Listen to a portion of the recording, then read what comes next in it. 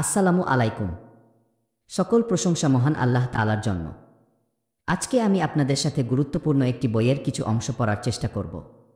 বইটির নাম আর রাহিকুল মাকতুম, যার লেখক শাইখ সফিউর রহমান মুবারকপুরি রাহিমাহুল্লাহ এবং বাংলা অনুবাদক আবুল হাসান আত কাসিম, রিফাত মাহমুদ, আলামিন ফেরদৌস, মুহাম্মদ ফয়জুর রহমান।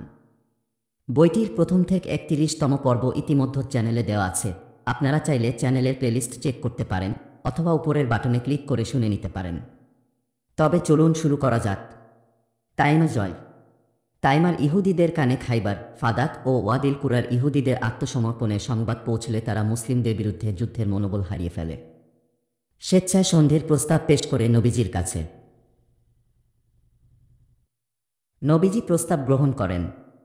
সহায় সম্পদ নিয়ে সেখানেই তাদেরকে থাকার সুযোগ দেন এবং তাদের নামে একটি চুক্তিপত্র লিখে পাঠান।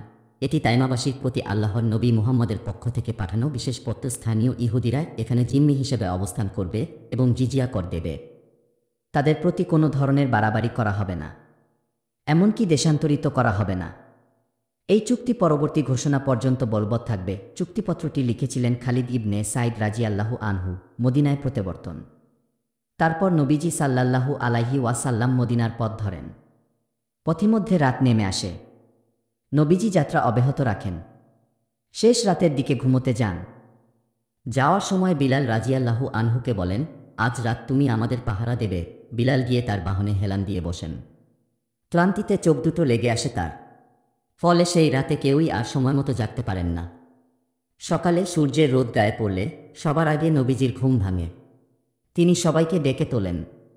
এরপর সবাইকে নিয়ে ময়দান ত্যাগ করে সামনে অগ্রসর হয়ে ফজরের সালাত আদায় করেন। এ ঘটনা অন্য এক সফরে ঘটেছে বলেও মত পাওয়া যায়। খাইবার যুদ্ধের সমস্ত বিবরণ সামনে রাখলে এটাই স্পষ্ট হয়ে ওঠে যে নবীজি সপ্তম হিজরির সফর অথবা রবিউল আওয়াল মাসে মদিনায় ফিরে আসেন। নাজত অভিযান। নবীজি সাল্লাল্লাহু আলাইহি ওয়াসাল্লামের সমরজ্ঞান ও দূরদর্শিতা ছিল অন্য যে কোনো সেনাপতির চেয়ে ঢের বেশি। তিনি পরিষ্কার বুঝতে পারছিলেন, যুদ্ধের নিষিদ্ধ মাসগুলো অতিক্রান্ত হলে মদিনাকে অরক্ষিত রাখা বুদ্ধিমানের কাজ হবে না। কারণ মদিনার আশেপাশের বেদুইনরা সবসময় মুসলিমদের অসাবধানতার অপেক্ষায় থাকে এবং সুযোগ পেলেই লুটপাট শুরু করে দেয়। এ কারণে নবীজি খাইবারে যাওয়ার সময় আবান ইবনে সাইদের নেতৃত্বে নাজদে একটি সামরিক অভিযান পরিচালনা করেন। এই অভিযানের লক্ষ্য ছিল বেদুইনদের উচ্ছৃঙ্খল মনোভাবের লাগাম টেনে ধরা এবং তাদের মধ্যে ভীতি সঞ্চার করা। আবান তার দায়িত্ব যথাযথভাবে পালন করেন এবং খাইবারে এসে নবীজির সাথে মিলিত হন। অবশ্য খাইবার ততক্ষণে বিজিত হয়ে গেছে। খুব সম্ভবত উপরিউক্ত সামরিক অভিযানের ঘটনাটি সপ্তম হিজরির সফর মাসে ঘটেছে। ইমাম ইবনে হাজার রাহিমাহুল্লাহ বলেন, এই সামরিক অভিযান সম্পর্কে আমার কোনো ধারণা নেই। সপ্তম হিজরির আরও কিছু সামরিক অভিযান। জাতুর রিকার যুদ্ধ। ইসলামের প্রধান প্রতিপক্ষ ছিল মক্কার কুরাইশ, খাইবারের ইহুদি এবং মদিনার আশেপাশের সাধারণ বেদুইনগণ। প্রথম দুই পক্ষের সাথে সন্ধি ও যুদ্ধের মাধ্যমে একটা মীমাংসা হয়। এবার তাই নবীজি সাল্লাল্লাহু আলাইহি ওয়াসাল্লাম মনোযোগ নিবদ্ধ করেন নাজদের দুর্ধর্ষ ও বর্বর বেদুইনদের প্রতি। মানুষের সম্পদ লুট করাই এদের একমাত্র পেশা ও উপার্জন মাধ্যম। এদের বসবাসের নির্দিষ্ট কোনো জায়গা নেই, নেই কোনো দুর্গ বা প্রাসাদও। এ কারণে মক্কা ও খাইবারের লোকদের তুলনায় তাদের উপর নিয়ন্ত্রণ আরোপ করা অথবা স্থায়ীভাবে তাদের দস্যুবৃত্তি দমন করা ছিল ভীষণ কঠিন। এদিকে লক্ষ্য করেই মুসলিমরা কেবল তাদেরকে ভীতসন্ত্রস্ত করতে বিভিন্ন সময়ে তাদের বিরুদ্ধে সামরিক অভিযান পরিচালনা করেন। এরই অংশ হিসেবে খাইবার যুদ্ধের পর নবীজি নিজে তাদের বিরুদ্ধে আরও একটি সামরিক অভিযান পরিচালনা করেন, যা গাজওয়া জাতুর রিকা নামে পরিচিত। অধিকাংশ গবেষকের দৃষ্টিতে এ অভিযানটি সপ্তম হিজরিতে নয়, বরং চতুর্থ হিজরিতে পরিচালিত হয়েছে। কিন্তু আবু মুসা আশারি ও আবু হুরায়রা রাজিয়াল্লাহু আনহুমার বর্ণনা থেকে বোঝা যায় এটি সপ্তম হিজরিতে খাইবার যুদ্ধের পর সংঘটিত হয়েছে। আমার মতেও এটি সপ্তম হিজরির রবিউল আওয়াল মাসের ঘটনা। বিভিন্ন বর্ণনা অনুযায়ী এই যুদ্ধের সারসংক্ষেপ হল, একদিন নবীজি সাল্লাল্লাহু আলাইহি ওয়াসাল্লামের কাছে সংবাদ আসে, বনু আনমার, বনু সালাবা ও বনু গাতফানের বনু মুহারিব শাখার লোকজন মুসলিমদের বিরুদ্ধে জড়ো হচ্ছে। সংবাদ পেয়ে তিনি 400 জন মতান্তরে 700 জন সাহাবী সঙ্গে নিয়ে যুদ্ধের উদ্দেশ্যে রওনা হয়ে যান। মদিনায় তার স্থলাভিষিক্ত করে যান বিশিষ্ট সাহাবী আবু জর অথবা উসমান ইবনে আফফান রাজিয়াল্লাহু আনহুমাকে। মদিনা থেকে দুদিনের দূরত্বের শত্রু এলাকার নাখল নামক স্থানে গিয়ে যাত্রা বিরতি করেন। সেখানে বনু গাতফানের একদল লোকের সাথে মুসলিমদের সাক্ষাৎ হয়। কিন্তু তারা নবীজির সঙ্গে একাত্মতা পোষণ করায় সেখানে সংঘাতের কোনো ঘটনা ঘটেনি। তবে সেদিন নবীজি সাহাবীদের নিয়ে সালাতুল খাউফ আদায় করেন। আবু মুসা আশারি রাজিয়াল্লাহু আনহু বলেন, আমরা এক এলাকার 6 জন এ যাত্রায় নবীজির সঙ্গে বের হই। আমাদের বাহন বলতে একটিমাত্র উট, আর সেটাতেই আমরা পালা করে আরোহণ করছিলাম। গরম বালু আর পাথুরে পথে হাঁটতে গিয়ে আমাদের পায়ে ফোসকা পড়ে যায়, নখগুলো খসে পড়ে। আমরা পায়ে কাপড় বেঁধে কোনো রকম পথ চলতে থাকি। সেজন্য একে জাতুর রিকা বা পট্টিযুদ্ধ বলা হয়। জাবির ইবনে আবদুল্লাহ বলেন, জাতুর রিকার যুদ্ধে আমরা আল্লাহর রাসূলের সঙ্গে ছিলাম। একটি ছায়াদার গাছের নিচে পৌঁছে আমরা তা নবীজির জন্য ছেড়ে দিই। লোকেরা বাবলা গাছের টুকরো টুকরো ছায়ায় বিক্ষিপ্তভাবে বিশ্রাম নিতে থাকে। আল্লাহর রাসূল নিজেও বাবলা গাছে তরবারি ঝুলিয়ে ছায়ায় বিশ্রাম নেন। সফরের ক্লান্তিতে মুহূর্তেই চোখ লেগে আসে আমাদের সবার। হঠাৎ এক মুশরিক এসে নবীজির তরবারি হাতে নিয়ে বলে, তুমি কি আমায় ভয় করো? নবীজি বলেন, না। সে বলে, আমার হাত থেকে এবার তোমাকে কে রক্ষা করবে? তিনি বলেন, আল্লাহ।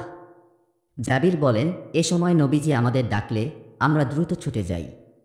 গিয়ে দেখি এক বেদুইন তার পাশে বসে আছে। তিনি বলেন, আমি ঘুমিয়ে থাকা অবস্থায় এ লোকটি এসে আমার তরবারি হাতিয়ে নেয়। তারপর তরবারিটি কোষমুক্ত করে আমার উপর উঁচু করে ধরে। শব্দ পেয়ে আমার ঘুম ভেঙে যায়। উঠে দেখি তার হাতে খোলা তরবারি। সে আমাকে বলে, এবার কে তোমাকে বাঁচাবে আমার হাত থেকে? উত্তরে আমি বলি, আল্লাহ, আল্লাহ এবং আল্লাহ। এই দেখো, সে এখানেই বসে আছে। পরে কোনো রকম শাস্তি না দিয়েই তিনি তাকে ছেড়ে দেন। আবু আওয়ানার বর্ণনায় এসেছে, নবীজি আল্লাহ বলার সঙ্গে সঙ্গে মুশরিকের হাত থেকে তরবারিটি খসে পড়ে। নবীজি সেটি তুলে নিয়ে বলেন, এবার তোমাকে কে রক্ষা করবে আমার হাত থেকে? লোকটি বলে, আপনি উত্তম তরবারিধারক হন। নবীজি তাকে জিজ্ঞেস করেন, তুমি কি এটা সাক্ষ্য দাও যে আল্লাহ ছাড়া কোনো ইলাহ নেই এবং আমি আল্লাহর রাসূল? লোকটি উত্তর দেয়, আমি আপনাকে কথা দিচ্ছি, আমি কখনো আপনার বিরুদ্ধে যুদ্ধ করব না। এমনকি কোনো দল আপনার বিরুদ্ধে যুদ্ধ করলে তাদের সঙ্গেও থাকব না। এ কথা শুনে নবীজি তাকে ছেড়ে দেন। সে তার গোত্রের লোকদের কাছে ফিরে গিয়ে বলে, আজ আমি জগতের সবচেয়ে ভালো মানুষটির কাছ থেকে ফিরে এলাম। মুসাদ্দাদ রাহিমাহুল্লাহ আবু আওয়ানা সূত্রে আবু বিশর থেকে বর্ণনা করেন, সেই বেদুইনের নাম ছিল গাওরাস ইবনেল হারিস। ইমাম ইবনে হাজার বলেন, এই ঘটনার প্রেক্ষাপট বর্ণনা করতে গিয়ে ওয়াকিদি বলেন, লোকটির নাম ছিল দাসুর। পরে সে ইসলাম গ্রহণ করেছিল। কিন্তু আমার কাছে মনে হয় ঘটনা দুটি দুই যুদ্ধে ঘটেছে। আল্লাহই ভালো জানেন। জাবির রাজিয়াল্লাহু আনহু বলেন, এরপর নবীজি সালাতের সময় হলে সৈন্যদলকে দুভাগে ভাগ করে প্রথম ভাগকে নিয়ে 2 রাকাত সালাত আদায় করেন। এরপর তারা পেছনে চলে যায়। এ সময় দ্বিতীয় দল এসে পেছনে দাঁড়ায় এবং নবীজির অনুসরণে 2 রাকাত আদায় করে। এভাবে নবীজির 4 রাকাত পূর্ণ হয় আর সৈন্যদলের পূর্ণ হয় 2 রাকাত করে। এ যুদ্ধ থেকে ফেরার পথে সাহাবীরা একজন মুশরিক নারীকে বন্দী করেন। তার স্বামী সেটা জানতে পেরে প্রতিজ্ঞা করে, সৈন্যদের মধ্য থেকে অন্তত একজনকে হতে না করে ক্ষান্ত হবে না সে। তাই সে রাতের বেলা মুসলিম বাহিনীর কাছে আসে। নবীজির 2 সাহাবী তখন পালা করে ঘুমন্ত বাহিনীকে পাহারা দিচ্ছিলেন। তারা ছিলেন যথাক্রমে আব্বাদ ইবনে বিশর ও আম্মার ইবনে ইয়াসির। আব্বাদ ইবনে বিশরের পালা এলে তিনি সালাতে দাঁড়িয়ে যান, আর তখনই লোকটির ছুড়ে দেওয়া তীর তার গায়ে এসে বিঁধে। তিনি সালাত না ছেড়ে অবিচল দাঁড়িয়ে থাকেন। পরপর 3টি তীর এসে তার গায়ে বিঁধে যায়। তবু তিনি সালাত থামাননি। সালাম ফেরানোর পর অপর সাথী আম্মারকে জাগিয়ে তোলেন। বিস্ময়ে কণ্ঠরুদ্ধ হয়ে আসে আম্মারের। তিনি বলেন, কি আশ্চর্য, এতক্ষণ জাগাননি কেন আমাকে? আব্বাদ বলেন, আমি সালাতে একটি সূরা পাঠ করছিলাম। সেটি শেষ না করে সালাত ছেড়ে দিতে মন সায় দিচ্ছিল না। এই যুদ্ধের মাধ্যমে বর্বর আরব বেদুইনদের মাঝে ভীতি সঞ্চার হয়। ফলে বনু গাতফানের গোত্রগুলো আর মুসলিমদের বিরুদ্ধে মাথাচাড়া দিয়ে ওঠার সাহস পায়নি। সভ্য হয়ে উঠতে থাকে ধীরে ধীরে। একসময় ইসলামও গ্রহণ করে তাদের অনেকে। মক্কা বিজয়ের সময় মুসলিমদের পক্ষে বনু গাতফানের বেশ কয়েকটি গোত্র অংশ নেয়। হুনাইন যুদ্ধেও অংশ নিয়ে গনিমতের ভাগিদার হয় তারা। মক্কা বিজয়ের পর নবীজি তাদের কাছে জাকাত উসুলকারীদের পাঠালে তারা জাকাত পরিশোধ করে। এভাবেই খন্দকের যুদ্ধে মুসলিমদের বিরুদ্ধে অবস্থান নেওয়া ত্রিমুখী শক্তির সব কয়টির পতন হয়। সেই সাথে হিজাজ অঞ্চলে প্রতিষ্ঠিত হয় অখণ্ড শান্তি ও নিরাপত্তা। ফলে মুসলিমদের মধ্যে তৈরি হয় যে কোনো চ্যালেঞ্জ মোকাবেলা করার সক্ষমতা। এজন্য দেখা যায় জাতুর রিকা যুদ্ধের পর থেকে মুসলিমরা হিজাজের বাইরের বিভিন্ন শহর ও রাজ্য জয়ের অভিযাত্রায় নামেন। অন্তর্বর্তী অঞ্চলগুলোর শান্তি ও স্থিতি তাদেরকে এ সুযোগ করে দেয়। এ যুদ্ধ থেকে ফেরার পর 7ম হিজরির শাওয়াল মাস পর্যন্ত নবীজি মদিনায় অবস্থান করেন। এ সময় তিনি বেশ কয়েকটি অঞ্চলে বাহিনী প্রেরণ করেন। এখানে তার সারসংক্ষেপ তুলে ধরা হল। কাদিদ অভিযান। কাদিদ অঞ্চলে বনু মুলাব্বি নামে এক গোত্র বাস করত। 7ম হিজরির সফর বা রবিউল আওয়াল মাসে তারা বাশির ইবনে সুওয়াইদের সাথীদের হতে করে। তারই শাস্তি বিধানের লক্ষ্যে গালিব ইবনে আবদুল্লাহর নেতৃত্বে সেখানে একটি সামরিক বাহিনী প্রেরণ করা হয়। তারা গভীর রাতে দুর্বৃত্তদের ওপর চড়াও হন। বেশ কয়েকজনকে হতে করে তাদের উটের পাল নিয়ে রওনা হন মদিনার পথে। এ সময় শত্রুপক্ষের বর একটি অস্ত্রধারী দল তাদের ধাওয়া করে, কিন্তু তারা মুসলিম বাহিনীর কাছাকাছি আসতেই মুষলধারে বৃষ্টি শুরু হয়। মুহূর্তেই স্রোত বইতে থাকে দুই দলের মাঝখান দিয়ে। এতে শত্রুসেনারা কাছে ঘেঁষতে ব্যর্থ হয়। অপরদিকে তারা নিরাপদে ফিরে আসে মদিনায়। হাসমা অভিযান। এ অভিযান পরিচালিত হয় 7ম হিজরির জুমাদাল আখিরা মাসে। রাজা বাদশাহদের কাছে চিঠিপত্র প্রেরণ অধ্যায়ে আমরা এ বিষয়ে সবিস্তারে আলোকপাত করেছি। তুরবা অভিযান। 7ম হিজরির শাবান মাসে উমারের নেতৃত্বে তুরবা অঞ্চলে একটি অভিযান চালানো হয়। তিনি 30 জন সৈন্য নিয়ে অভিযানে বের হন। যাত্রাপথে তারা রাতের বেলা পথ চলতেন আর দিনের বেলা আত্মগোপন করে থাকতেন। এরপরও কিভাবে যেন সেখানে বসবাসকারী হাওয়াজিন গোত্রের কানে তাদের সংবাদ পৌঁছে যায় এবং তারা রণভঙ্গ দেয়। উমার রাজিয়াল্লাহু আনহু সেখানে পৌঁছে কাউকে না পেয়ে মদিনায় ফিরে আসেন। ফাদাক অভিযান। 7ম হিজরির শাবান মাসে বাশির ইবনে সাদের নেতৃত্বে ফাদাকের উপকূলবর্তী অঞ্চলে 30 জনের একটি বাহিনী পাঠানো হয়। তারা শত্রুদের পরাস্ত করে বিপুল পরিমাণ উট ও ভেড়া গনিমত হিসেবে লাভ করেন। কিন্তু ফেরার পথে শত্রুরা তাদের পিছু নেয়। শুরু হয় উভয় পক্ষের তীর বিনিময়। এক পর্যায়ে মুসলিম সেনাদের সমস্ত তীর শেষ হয়ে যায়। সেই সুযোগে শত্রুরা তাদের সবাইকে হতে করে ফেলে। প্রাণে বেঁচে যান কেবল বাশির। আহত অবস্থায় তার ঠাঁই হয় এক ইহুদি শিবিরে। ঘা শুকিয়ে গেলে পরে তিনি মদিনায় ফিরে আসেন। মিফা অভিযান। 7ম হিজরির রামাদান মাসে মিফা অঞ্চলে বসবাসরত বনু আওয়াল ও বনু আবদ ইবনি সালাবা গোত্রের বিরুদ্ধে গালিব ইবনে আবদুল্লাহর নেতৃত্বে একটি বাহিনী পাঠানো হয়।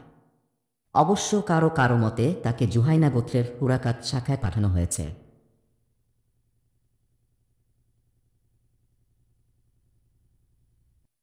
এ যাত্রায় মুসলিমদের সৈন্য সংখ্যা ছিল 130। তারা একযোগে শত্রুর উপর ঝাঁপিয়ে পড়েন এবং যারাই মোকাবেলা করতে আসে তাদের সবাইকে হতে করেন। এরপর উট ও ভেড়ার পাল নিয়ে মদিনায় ফিরে আসেন। এ যুদ্ধেই উসামা ইবনে জাইদ রাজিয়াল্লাহু আনহু মিরদাস ইবনে নাহিক নামের এক ব্যক্তিকে হতে করেন, যে ধরাশায়ী হওয়ার পর হতে ঠিক আগ মুহূর্তে শাহাদাহ পাঠ করেছিল। উসামা ভেবেছিলেন এটা তার জীবন বাঁচানোর কৌশল মাত্র, তাই তিনি তাকে হতে করে ফেলেন। এ ঘটনা শুনে নবীজি ভীষণ অসন্তুষ্ট হন। উসামাকে তিরস্কার করে তিনি বলেন, তুমি কি তার অন্তর দুভাগ করে দেখেছিলে? সে সত্যবাদী না মিথ্যাবাদী? খাইবার অভিযান।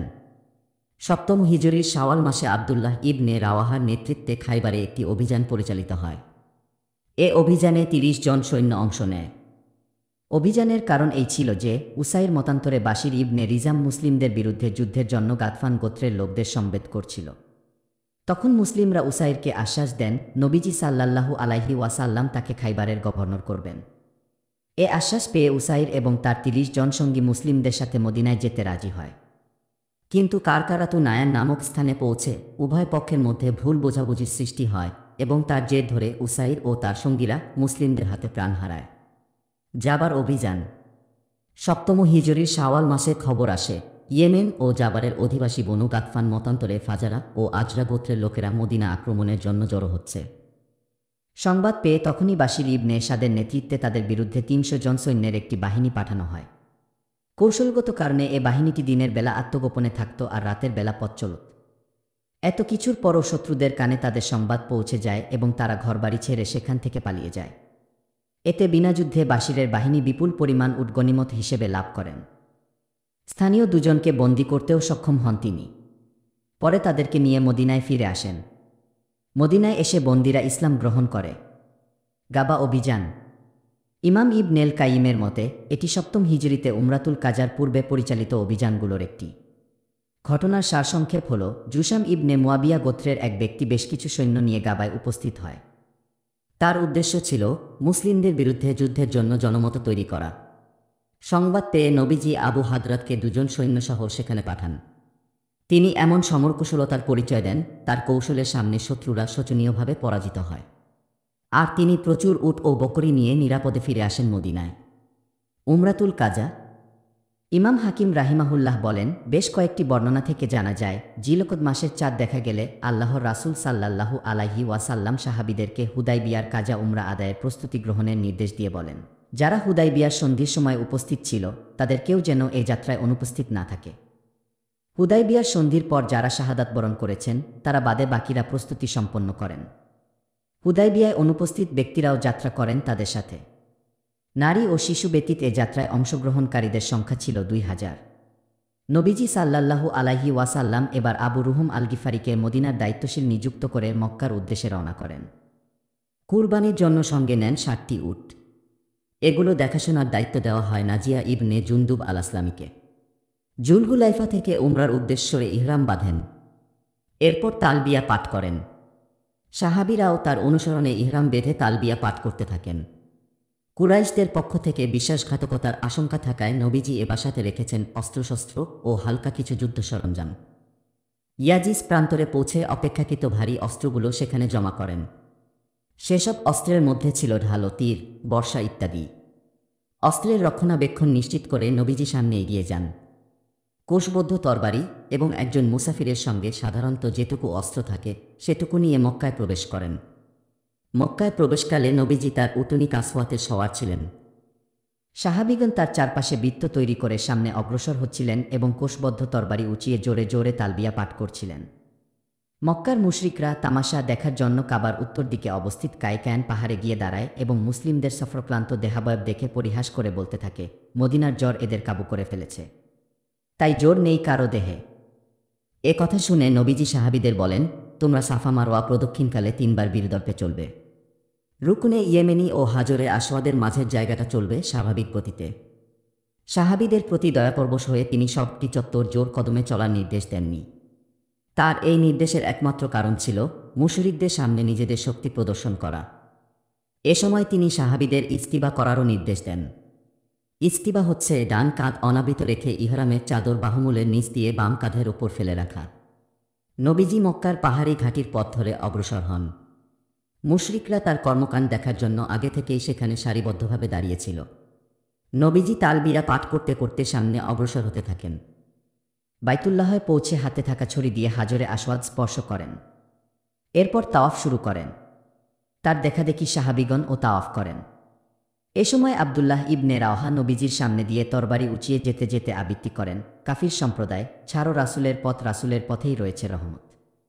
তার কাছে এসেছে পবিত্র কুরআন ও নিয়মিত তিনি তা করেন পাঠদান। তার প্রতি আমি এনেছি ঈমান, তার কাছে পেয়েছি সত্যের জ্ঞান। তার পথে প্রাণ দিলে আছে কলেন, প্রাণপণে লড়ে নেব শত্রুর প্রাণ। শূন্যপানে উড়বে খুলি, শত্রুদের মারের চোটে যাবে ভুলে বন্ধুদের। উমার রাজিয়াল্লাহু আনহু তার কবিতা শুনে বলেন, হে আব্দুল্লাহ ইবনে রাওহা, তুমি নবীজির সামনে পবিত্র হারামের ভেতরে কবিতা পাঠ করছ। নবীজি বলেন, উমার, তাকে বলতে দাও, কারণ এই কবিতা তীরের চেয়েও দ্রুতগতিতে বিঁধে যাচ্ছে মুশরিকদের গায়ে। নবীজি সাল্লাল্লাহু আলাইহি ওয়াসাল্লাম ও তার সাহাবীগণ সাফা মারওয়া প্রদক্ষিণকালে 3টি চক্কর সম্পন্ন করেন, একেবারে বিদ্যর্পে। মুশরিকদের বোল তখন পাল্টে যায়। তারা পরস্পরকে বলতে থাকে, তোমরা না বলেছিলে মদিনার জোরে এরা কাবু হয়ে পড়েছে? কই, এরা তো দেখছি অমুক অমুক বীরের চেয়েও বেশি শক্তিশালী। তাওয়াফ ও সাই শেষে নবীজি কুরবানির উদ্দেশ্য নিয়ে আসা পশুগুলো মারওয়ার নিকটে নিয়ে দাঁড় করান। এরপর বলেন, এটি কুরবানির পশু জবাইয়ের স্থান। এছাড়া মক্কার আরও যত জায়গা আছে সেগুলোও কুরবানির পশু জবাইয়ের উপযোগী। এ কথা বলে তিনি পশু জবাই করেন এবং সেখানেই মাথা মুন্ডন করে নেন। সাহাবীরাও যথারীতি তাকে অনুসরণ করেন। এরপর নবীজি কয়েকজনকে ইয়াজিজ প্রান্তরে পাঠান। তারা অস্ত্রভাণ্ডার দেখাশোনার দায়িত্ব নেন এবং পূর্বের দলটিকে উমরা আদায়ের উদ্দেশ্যে পাঠিয়ে দেন। এ যাত্রায় নবীজি 3 দিন মক্কায় অবস্থান করেন। চতুর্থ দিন সকালে মুশরিকরা আলী রাজিয়াল্লাহু আনহুকে বলে, তোমার সঙ্গী মুহাম্মদকে মদিনায় ফিরে যেতে বলো, তার নির্ধারিত সময় শেষ হয়েছে। নবীজি সঙ্গে সঙ্গে মক্কা থেকে রওনা করেন এবং সারিফ প্রান্তরে পৌঁছে যাত্রা বিরতি করেন প্রথমবারের মতো। নবীজি তার সাহাবীদের নিয়ে মক্কা থেকে বের হওয়ার সময় হামজা রাজিয়াল্লাহু আনহুর ছোট্ট মেয়েটি তাদের পিছু নেয়। এরপর কাছাকাছি এসে চাচা বলে ডাকতে শুরু করে। আলী রাজিয়াল্লাহু আনহু তাকে কোলে তুলে নেন। কিন্তু তার দায়িত্বভার কে বহন করবে এ নিয়ে আলী, জাফর ও জাইদের মাঝে তর্কবিতর্কের সৃষ্টি হলে নবীজি জাফরের পক্ষে রায় দেন, কারণ মেয়েটির খালা জাফরের সহধর্মিণী।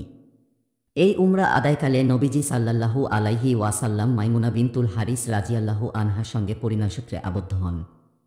নবীজি মক্কায় প্রবেশের আগে জাফর ইবনে আবি তালিবকে মাইমুনা রাজিয়াল্লাহু আনহার কাছে পাঠান তাকে বিয়ের প্রস্তাব দিয়ে।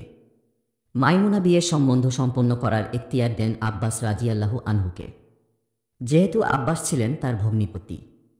মাইমুনার অনুমতি পেয়ে আব্বাস রাজিয়াল্লাহু আনহু নবীজির সঙ্গে তার বিয়ে দিয়ে দেন। মক্কা থেকে বের হওয়ার সময় মাইমুনাকে আনার দায়িত্ব দেওয়া হয় আবু রাফি রাজিয়াল্লাহু আনহুকে। তাকে নিয়ে আসা হলে নবীজি সারিফ প্রান্তরে তার সঙ্গে বাসর করেন। উপরিউক্ত এই উমরাকে বলা হয় উমরাতুল কাজা বা কাজা উমরা। এটি হুদাইবিয়ার সময়কার উমরার কাজা ছিল বিধায় এই নামে নামকরণ করা হয়। সে হিসেবে উমরাতুল কাজার অর্থ হতে পারে হুদাইবিয়ার সন্ধির উমরা। গবেষকগণ দ্বিতীয় মতটিকেই অগ্রাধিকার দিয়েছেন। ইতিহাস গ্রন্থে এই উমরার 4টি নামের উল্লেখ পাওয়া যায়। 1. উমরাতুল কাজা, 2. উমরাতুল কাজিয়া, 3. উমরাতুল কিসাস, 4. উমরাতুস সুল। উমরাতুল কাজার পরবর্তী অভিযানসমূহ: বনু সুলাইম অভিযান। 7ম হিজরির জিলহজ মাসে বনু সুলাইম গোত্রকে ইসলামের দাওয়াত দেওয়ার জন্য ইবনে আবিল আউজার নেতৃত্বে 50 জনের একটি প্রতিনিধি দল পাঠানো হয়, কিন্তু তারা ইসলামের দাওয়াত থেকে মুখ ফিরিয়ে বলে, তোমাদের ধর্মের কোনো প্রয়োজন নেই আমাদের। এরপর উভয় পক্ষের মধ্যে ব্যাপক যুদ্ধ হয়। এতে আবুল আউজা আহত হন। শত্রুদের মধ্য থেকে 2 জন বন্দী হয়। ফাদাক অভিযান। 8ম হিজরির সফর মাসে ফাদাক এলাকায় বাশিরের সৈন্যদের যেখানে হতে করা হয়, সেখানে গালিব ইবনে আবদুল্লাহর নেতৃত্বে 200 জনের একটি সেনাদল পৌঁছে যায়। তারা বেশ কজন শত্রুকে বধ করে এবং তাদের পশুপাল দখল করে নিরাপদে মদিনায় ফিরে আসে। জাতু আতলা অভিযান। 8ম হিজরির রবিউল আওয়াল মাসে বনু কুজা গোত্রের লোকজন মুসলিমদের উপর আক্রমণের লক্ষ্যে বিশাল একটি সম্মিলিত বাহিনী গঠনের উদ্যোগ নেয়। সংবাদ পেয়ে নবীজি সাল্লাল্লাহু আলাইহি ওয়াসাল্লাম তাদেরকে দমনের সিদ্ধান্ত নেন এবং সে লক্ষ্যে কাব ইবনে উমাইরের নেতৃত্বে 15 সদস্যের একটি বাহিনী প্রেরণ করেন। তারা গিয়ে শত্রুদের ইসলামের দাওয়াত দেন। জবাবে তারা মুসলিমদের বিরুদ্ধে তীর ছুটতে শুরু করে। এই তীরযুদ্ধে সবাই শাহাদাত বরণ করেন। নিহতদের মধ্য থেকে কেবল একজনকে জীবিত উদ্ধার করা সম্ভব হয়। জাতু ইরক অভিযান। বনু হাওয়াজিনের বসবাস ছিল জাতু ইরক এলাকায়। তারা ইসলামের শত্রুদের অনবরত সাহায্য করে যাচ্ছিল। এদের শায়েস্তা করার লক্ষ্যে 8ম হিজরির রবিউল আওয়াল মাসে সুজা ইবনে ওয়াহব আলাসাদির নেতৃত্বে নবীজি 25 জনের একটি সেনাদল পাঠান সেখানে। শত্রুরা তাদের ভয়ে পালিয়ে যায়। এ কারণে কোনো সংঘর্ষ হয়নি এ অভিযানে। মুসলিমরা তাদের পশুপাল নিয়ে নিরাপদে ফিরে আসেন মদিনায়। মুতার যুদ্ধ। নবীজি সাল্লাল্লাহু আলাইহি ওয়াসাল্লামের জীবদ্দশায় মুসলিমরা যতগুলো যুদ্ধাভিযান করেছিল, এ যুদ্ধটি ছিল সেগুলোর মধ্যে সবচেয়ে রক্তক্ষয়ী ও হৃদয় বিদারক। এ যুদ্ধটি খ্রিস্টান দেশগুলো জয়ের পথ উন্মোচন করে দেয়। 8ম হিজরির জুমাদাল উলা তথা 629 খ্রিস্টাব্দের আগস্ট অথবা সেপ্টেম্বর মাসে সংঘটিত হয় এ যুদ্ধ। মুতা শামের বালকা অঞ্চলের নিকটবর্তী একটি জনপদ। সেখান থেকে বাইতুল মাকদিসের দূরত্ব মাত্র 2 দিনের। যুদ্ধের কারণ: নবীজি হারিস ইবনে উমাইর আলাজদিকে দিয়ে বসরার গভর্নরের কাছে একটি পত্র পাঠান। হারিস বালকায় পৌঁছলে সেখানে রোম সম্রাট হিরাকলের পক্ষ থেকে নিযুক্ত গভর্নর সুরাহবিল ইবনে আমর আল গাসানি তাকে বন্দী করার আদেশ দেয়। প্রথমে তাকে শক্ত করে বেঁধে রাখে। এরপর সুরাহবিলের সামনে এনে তাকে নির্মমভাবে হত্যা করা হয়। তখনকার সময়েও দ্রুত হতে ছিল একটি গর্হিত কাজ। দ্রুত হতে প্রেরকের বিরুদ্ধে যুদ্ধ ঘোষণার নামান্তর। নবীজির কাছে এ সংবাদ পৌঁছলে তিনি ভীষণ মর্মাহত হন এবং সঙ্গে সঙ্গে 3000 সৈন্যের এক বিশাল বাহিনী প্রেরণ করেন বালকার উদ্দেশ্যে। এর আগে খন্দক যুদ্ধ ছাড়া আর কোনো যুদ্ধে এত বিশাল সৈন্য সমাবেশ দেখা যায়নি। সেনাপতিদের উদ্দেশ্যে নবীজির উপদেশ: নবীজি সাল্লাল্লাহু আলাইহি ওয়াসাল্লাম জাইদ ইবনেল হারিসাকে এই যুদ্ধের সেনাপ্রধান নিযুক্ত করেন। তারপর বলেন, জাইদ শহীদ হলে তার জায়গায় জাফর সেনাপতি হবে। জাফরও যদি শহীদ হয় তবে সেনাপতি হবে আবদুল্লাহ ইবনে রাওয়াহ। এরপর নবীজি মুসলিম বাহিনীর জন্য একটি সাদা পতাকা প্রস্তুত করে সেটা জাইদ ইবনেল হারিসার হাতে তুলে দেন। যুদ্ধযাত্রার আগে নবীজি তাদের বলে দেন, হারিস ইবনে উমাইর যেখানে বন্দী ও শহীদ হয়েছিলেন, প্রথমে তোমরা সেখানে যাবে। এরপর সেখানকার লোকদের ইসলামের দাওয়াত দেবে। তারা সে দাওয়াত কবুল করলে তাদের সাথে সৌজন্য রক্ষা করে চলবে। এর বাইরে অন্য কিছু করলে তাদের বিরুদ্ধে আল্লাহর সাহায্য চাইবে এবং যুদ্ধে নেমে পড়বে। নবীজি তাদের আরও বলেন, তোমরা আল্লাহর নামে কাফিরদের বিরুদ্ধে যুদ্ধে অংশ নেবে। কখনো বিশ্বাসঘাতকতা করবে না। লক্ষ্য থেকে চুল পরিমাণ সরে দাঁড়াবে না। শিশু, নারী, বৃদ্ধ ও গির্জায় অবস্থানকারী দুনিয়াতেই লোকদের হতে করবে না। খেজুর বা অন্য কোনো গাছ কাটবে না। কোনো স্থাপনা ধ্বংস করবে না। মুসলিম বাহিনীর যাত্রা। মুসলিম বাহিনী যাত্রা করার প্রাক্কালে মদিনার আপামর জনগণ তাদেরকে বিদায় জানাতে আসে। নবীজি সাল্লাল্লাহু আলাইহি ওয়াসাল্লামের মনোনীত সেনাপতিদের দুয়া ও সালাম জানিয়ে বিদায় দেয় তারা। এ সময় আব্দুল্লাহ ইবনে রাওয়াহা কেঁদে ফেলেন। লোকেরা কান্নার কারণ জিজ্ঞেস করলে তিনি বলেন, আল্লাহর কসম, দুনিয়ার মহব্বত অথবা সম্পর্কের মায়ে পড়ে আমি কাঁদছি না। আমি কাঁদছি নবীজির মুখে কুরআনের একটি আয়াত শুনে, যেখানে আল্লাহ বলেছেন, তোমরা প্রত্যেকেই জাহান্নাম অতিক্রম করবে, এটি আপনার রবের চূড়ান্ত সিদ্ধান্ত। জানি না জাহান্নামের ওপর দিয়ে অতিক্রমকালে আমার কি অবস্থা হবে। লোকেরা তাকে বলে, আল্লাহ তোমাদের নিরাপত্তার চাদরে জড়িয়ে রাখুন, সকল বিপদ আপদ থেকে রক্ষা করুন। যুদ্ধ শেষে আমাদের কাছে ফিরিয়ে আনুন সৎকর্মশীল, সফল ও গনিমত লাভকারী হিসেবে।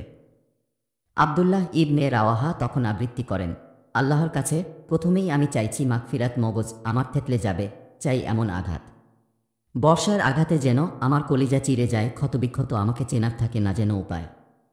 আমার কবরের পাশ দিয়ে গেলে সবাই যেন বলে, এই যোদ্ধা জীবন দিয়েছে আল্লাহর পথে চলে। কবিতা আবৃত্তির পর মুসলিম বাহিনী রওনা হয়ে যায়। নবীজি সানিয়াতুল বিদা পর্যন্ত তাদেরকে এগিয়ে দেন। এরপর বিদায় জানিয়ে ঘরে ফিরে আসেন। মুসলিম শিবিরে উৎকণ্ঠা।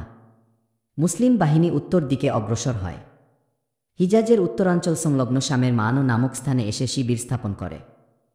এ সময় গুপ্তচর মারফত তারা জানতে পারে, রোম সম্রাট হিরাকল বালকা অঞ্চলের অন্তর্গত মাবে 1,00,000 সৈন্যের সমাবেশ ঘটিয়েছে। পাশাপাশি আরব ভূখণ্ডের লাখাম, জুজাম, বালকিন, বাহারা, বালা প্রভৃতি অঞ্চল থেকেও তাদের সঙ্গে যোগ দিয়েছে আরও 1,00,000 সৈন্য। জরুরি বৈঠক ও সমাবেশ। মুসলিমদের ধারণাও ছিল না তারা এই দুর্দেশে এসে এমন দুর্ধর্ষ ও বিশাল এক শত্রুদলের মুখোমুখি হবেন। তাদের সামনে এখন সবচেয়ে বড় প্রশ্ন, মুষ্টিমেয় সৈন্য নিয়ে 2 লাখ শত্রুসেনার বিশাল সমুদ্রে ঝাঁপিয়ে পড়বেন নাকি বিকল্প কিছু ভাববেন। রীতিমতো দুশ্চিন্তায় পড়ে যান মুসলিম সেনা ও সেনাপ্রধানরা। টানা 2 দিন তারা এ বিষয়ে পরামর্শ করেন, গভীরভাবে চারপাশের অবস্থা পর্যবেক্ষণ করেন। সবকিছু মাথায় রেখে তারা সিদ্ধান্ত নেন, শত্রুদের সৈন্যসংখ্যা জানিয়ে নবীজির কাছে একটি পত্র লিখবেন। তিনি ভালো মনে করলে তাদের সাহায্যে সৈন্য পাঠাবেন, অন্যথায় তাদেরকে বিকল্প কোনো নির্দেশ দেবেন এবং তারা সে নির্দেশনা মেনে পরবর্তী করণীয় ঠিক করবেন। কিন্তু আব্দুল্লাহ ইবনে রাওয়াহা সবার সাথে দ্বিমত পোষণ করেন। সৈন্যদেরকে উৎসাহ দেন, তাদের হিম্মত যোগান এবং নাতিদীর্ঘ একটি ভাষণ দিয়ে তাদেরকে উজ্জীবিত করে তোলেন। তিনি বলেন, প্রিয় ভাইয়েরা, তোমরা যা এড়িয়ে যেতে চাচ্ছ তা তো পরম আরাধ্য, শাহাদাত। এর জন্যই তো তোমরা বেরিয়েছ। আমরা কখনো সৈন্য সংখ্যা, শক্তিমত্তা কিংবা সংখ্যাগরিষ্ঠতার বিচারে যুদ্ধ করি না। আমরা তো কেবল সেই দিনের জন্য লড়াই করি যার মাধ্যমে আল্লাহ আমাদের সম্মানিত করেছেন।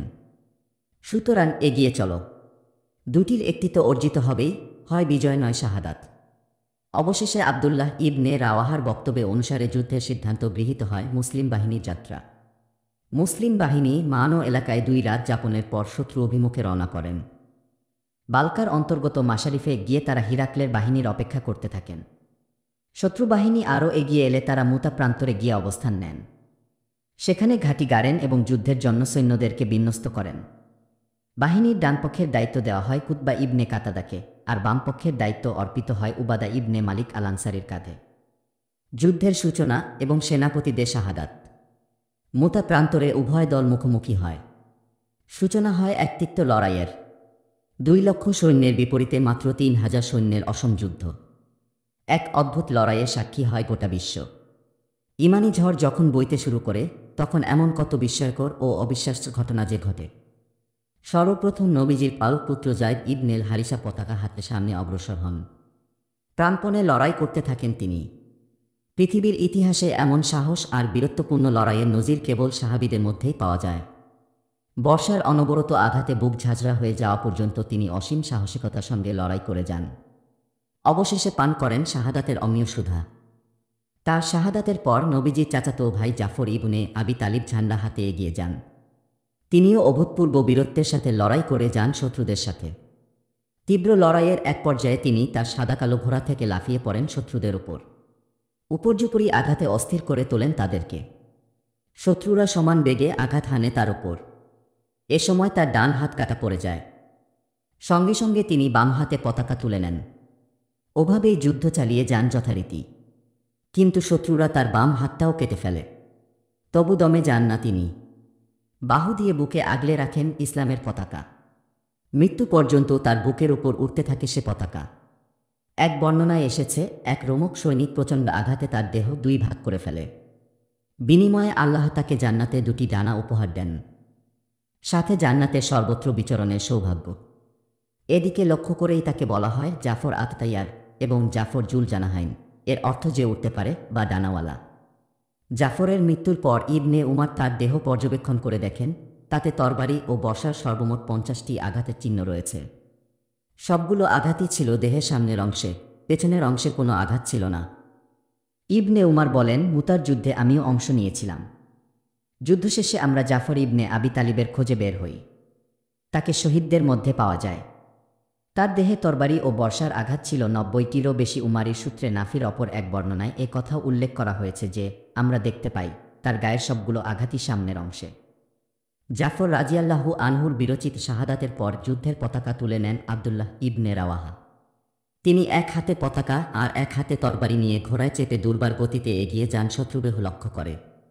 শত্রুর উচ্ছ্বসিত জোয়ারে মনে দ্বিধা জাগলে তিনি আবৃত্তি করতে থাকেন, দোহাই লাগে মন রে আমার, চল জিহাদে চলো। মনের ধোকায় পড়িস না তুই, বুকে রাখিস বলো।